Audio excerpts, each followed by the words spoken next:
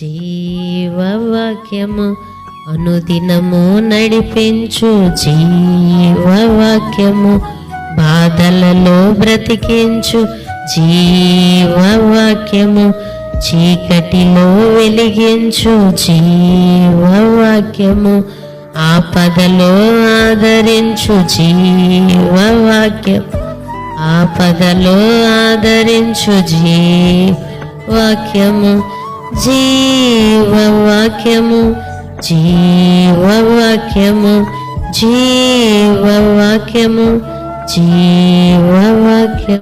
దేవుని నామానికి మహిమ కలుగునుగాక.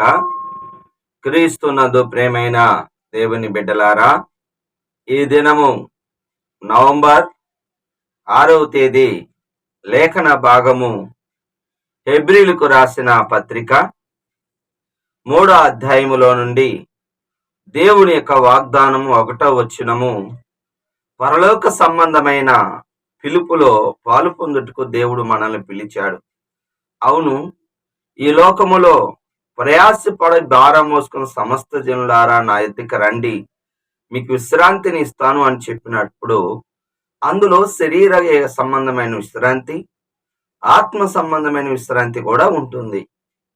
లాజరు పరదేశిలో పరలోకములో నెమ్మది పొందుచున్నాడు, విశ్రాంతి నొందుచున్నాడు. అంటే పరలోకం అనేది చాలా ప్రాముఖ్యం.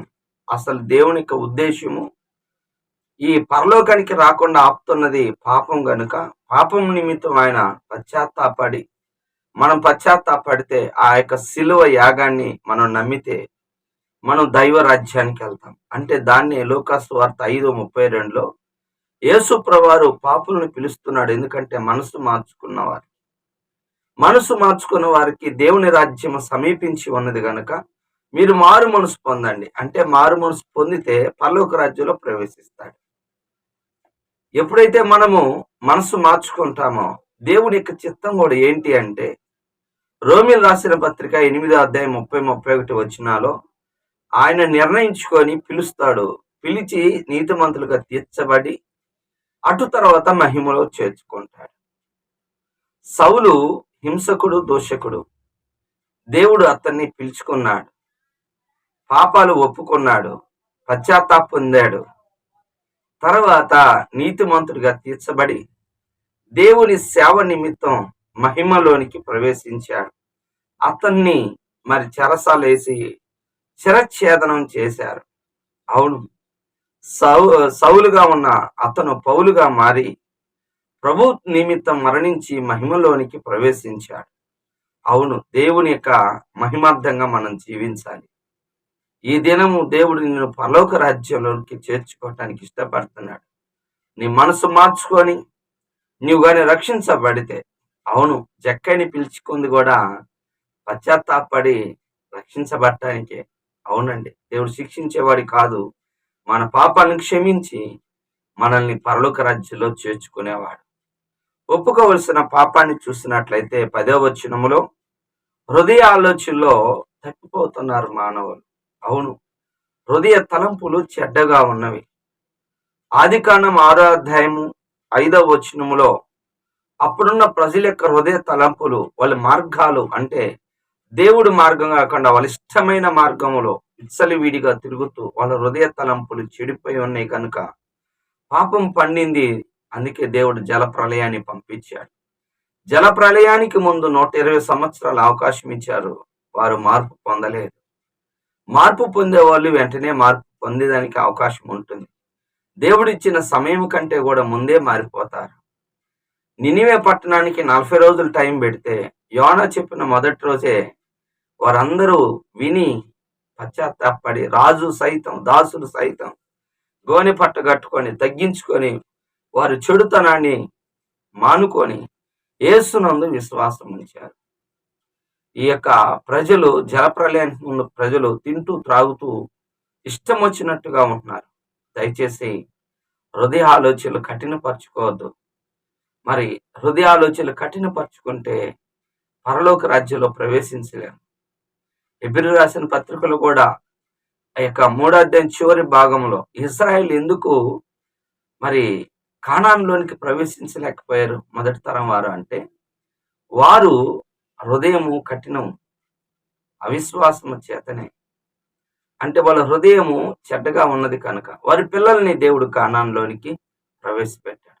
జాగ్రత్త, విశ్వాసంతో ఉండాలి. తలంపులు పశ్చాత్తాపపడాలి తలంపుల విషయంలో కూడా. చివరిగా ఆజ్ఞ. ఈ రెండో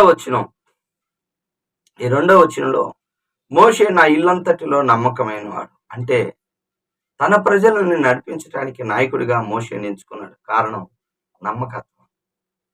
అతడు నమ్మకమైన వాడు. ప్రభు ఏ స్టేట్మెంట్ ఇస్తున్నాడు? నమ్మకమైన వారికి మెండైన దీవెనలు ఉంటాయి. మోషే గారికి నాయకత్వం ఇచ్చాడు. గుర్తుపెట్టుకోండి, నమ్మకంగా ఉన్న దావీదు బైబిల్లో రాయబడింది. మొదటి సమూయేలు గ్రంథం 22:14 దావీదు నమ్మకస్తుడు. లూకా 16:10-12 కొంచెములో నమ్మకంగా ఉన్నవాడు అనేకమైన విషయాలలో అతడికి దేవుడు సహాయం చేస్తాడు. దావీదు గొర్రెలు కాచుకున్నప్పుడు నమ్మకంగా ఉన్నాడు. రాజైనప్పుడు ప్రజలను కూడా నమ్మకంగానే పరిపాలించాడు యథార్థంగా. ఒకటి నమ్మకత్వం ఉంటే మోషే నాయకుడయ్యాడు. దావీదు నమ్మకంగా ఉన్నాడు కాబట్టి రాజు అయ్యాడు.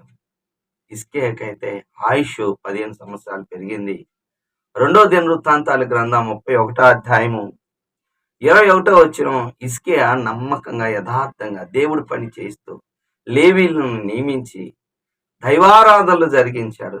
అందుకే అతడి యొక్క హృదయాన్ని చూసిన దేవుడు అతడికి సహాయం చేశాడు, స్వస్థతనిచ్చాడు, 15 సంవత్సరాల ఆయుష్నిచ్చాడు. ఇలా నమ్మకంగా ఉన్న వాళ్ళకి స్వస్థతలు ఉంటాయి, రాజులు అవుతారు, నాయకులు అవుతారు, అంటే దీవించబడతారు. మెండైన దీవెనలు వాళ్ళకు దొరుకుతాయి. దేవుడి మాటలు దీవించును గాక. ఆమేన్. కళ్ళు మూసుకుందాం. ప్రభా నీకు వందనాలు, స్తోత్రాలు. ఈరోజు తండ్రి మమ్మల్ని పరలోక పిలుపుకు మీరు పిలిచారు. మా హృదయ తలంపులు మేము మార్చుకునే వాళ్ళంగా, నమ్మకంగా ఉండే వాళ్ళంగా దయచేయండి.